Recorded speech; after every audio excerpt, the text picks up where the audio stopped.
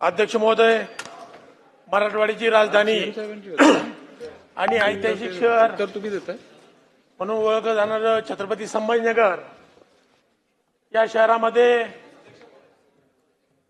आज या शहराची अशी परिस्थिती झाली आहे का ड्रग्स हब म्हणून या छत्रपती संभाजीनगरची आज या ठिकाणी ओळख निर्माण झाली। या ठिकाणी सकाळ वर्तमानपत्राच्या माध्यमातून प्रशासनाला जागी केलं। एक पीडित मुलीची आई ज्यावेळेस दामिनी पथकाकडे गेली आणि तिने विनवणी केली का माझी मुलगी या ड्रग्सच्या अधीन गेली, बटन गोळ्या असतील, चरस असेल, अनेक ड्रग्स असतील, याच्या व्यसनाधीन झाली आहे, तर माझ्या मुलीला या व्यसनाच्या बाहेर काढा ही आईनी दामिनी पथकाला विनंती केली। अध्यक्ष महोदय, या ठिकाणी संभाजीनगरमध्ये प्रश्न घ्या अनेक भागात ड्रग्स विकले जाते।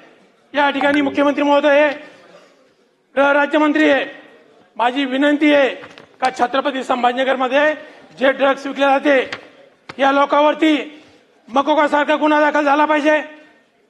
या ठिकाणी वाळूज पोलीस स्टेशनला ड्रग्सच्या अंतर्गत एक जणाला अटक केली होती। त्या पोलीस स्टेशनमध्ये त्याला नॉन व्हेजची पार्टी दिली। तर आपण या ठिकाणी एनडीएस पथक आहे, त्या ठिकाणी त्या पथकामध्ये मनुष्यबळाची वाढ करणे गरजेचे आहे आणि आपण जे विक्रेते यांच्यावर कारवाई करणे आज गरजेचे आहे।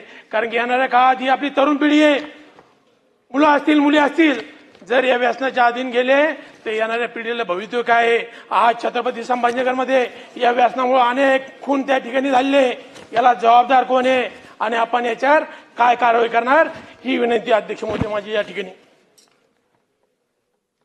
अध्यक्ष महोदय, सन्माननीय सदस्यांनी जी मागणी केलेली आहे की आता या एनडीपीएसच्या सगळ्या केसेसमध्ये जिथे वारंवार गुन्हे घडत आहेत त्या ठिकाणी मकोकासारखी कारवाई झाली पाहिजे, तर आपल्या सभागृहाने मागच्याच आठवड्यात त्या कायद्यामध्ये आपण बदल केला। यापूर्वी आपल्याला एनडीपीएसमध्ये मकोका लावता येत नव्हता आणि म्हणून ती मंडळी वारंवार सुटायची आणि पुन्हा धंदा करायची। तर आपल्या सभागृहाने त्याला मान्यता दिली आहे। वरच्या सभागृहात कदाचित 1-2 दिवसात तो मंजूर होईल आणि पुढच्या काळामध्ये वारंवार अशा प्रकारे हा धंदा करणाऱ्यांना मकोका त्या ठिकाणी आपण लावू।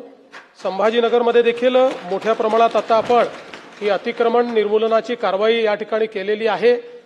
धडक मोहीम मोठ्या प्रमाणात चाललेली आहे। आता पहिल्यांदाच आपण जवळपास सगळ्या पोलीस स्टेशनला अँटी नार्कोटिक स्क्वॅड तयार केलेला आहे आणि त्या माध्यमातून कारवाई चालली आहे। विशेषतः आता आपलं शाळा संपर्क अभियान खूप मोठ्या प्रमाणात चाललेलं आहे।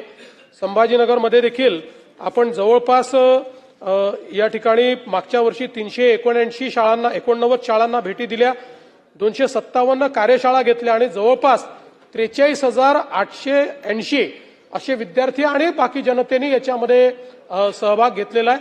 त्यामुळे जाणीव जागृतीचं काम देखील मोठ्या प्रमाणात चाललेलं आहे आणि त्याचसोबत आपण जर बघितलं असेल तर एनडीपीएस मधल्या गुन्ह्यांमध्ये देखील आता मोठ्या प्रमाणात वाढ झाली आहे, कारण अतिशय कडक कारवाई त्या ठिकाणी करणं चाललेलं आहे। तथापि आपली भावना लक्षात घेऊन संभाजीनगरमध्ये याकडे अधिक लक्ष देण्यात येईल।